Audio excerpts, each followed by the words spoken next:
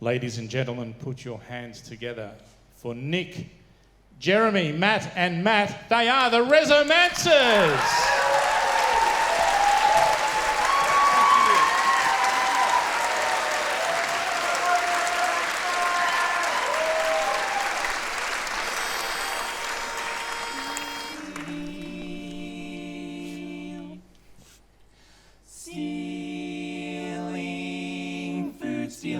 Stealing food, eating what belongs to others puts me in a good mood. Though my friends say that I shouldn't, there is nothing that I wouldn't steal. Food.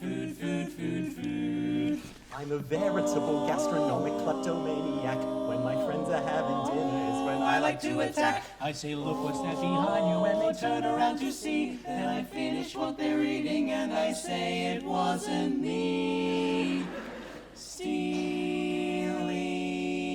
Stealing food. Sheafing chips and pinching Pringles puts me in a good mood. Food is so much more delicious when your friends are all suspicious. Stealing food.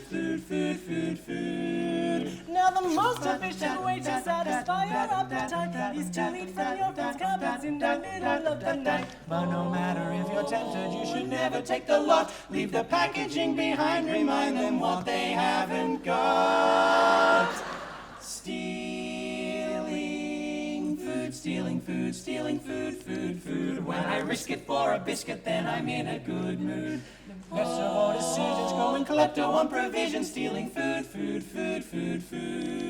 At the local supermarket, they've got food on every shelf. Simply hide it in your jumper, you can take it for yourself. If the camera doesn't see you and you're relatively quick, you can fill yourself for days with all the things that you can nick. The joke is that's my name. Stealing food. Run away without paying puts me in a good mood. With my method tried and tested, I will never be arrested. Stealing food. By the airport down in Cudell, there's a warehouse, yes that's right. Massive laundry loads of food go in and out all day and night. If we're careful with our timing, and there's 10 of us at least, we'll be driving on a lorry with a veritable feast. Stealing food. Jacking lorry loads from Audi puts me in a good mood. Stealing food.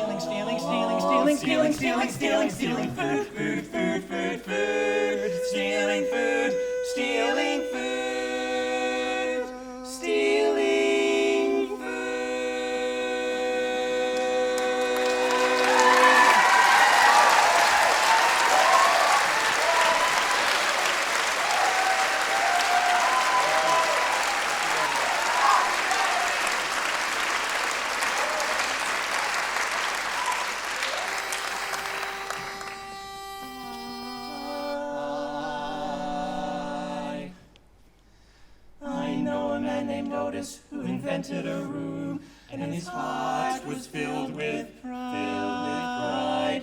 I said to Mr. Otis, what does your room do? He said it goes from side to side.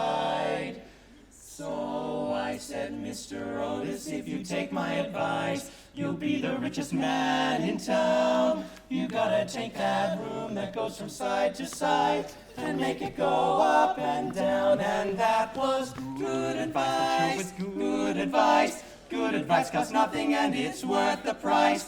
I sincerely doubt that the world could do without my good advice.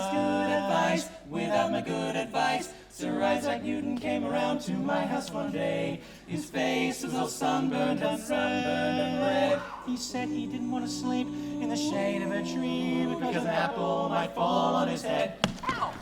Said Sir Isaac, you dumbbell, take my advice. Go right back there and sleep beneath that tree. And if you let that rotten apple fall down on your head, why, you'll discover gravity. And that was good advice. Good advice costs nothing and it's worth the price. The world's a better place since I gave the human race my good advice, that show is good advice. Wilbur and Orville were two brothers named Wright, the nicest pair of kids you've ever seen. They worked 12 years on a secret project. They thought it was a washing machine. I said, fellas, what are all those wings for?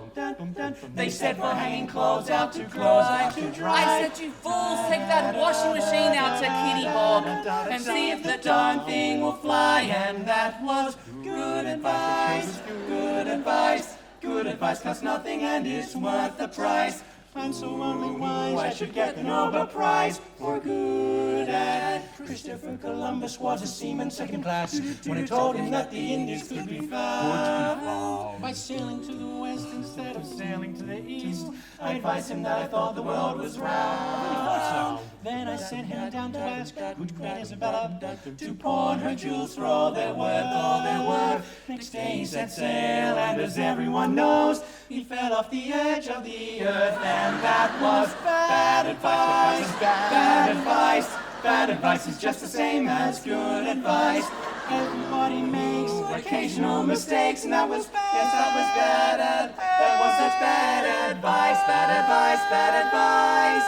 Bad advice.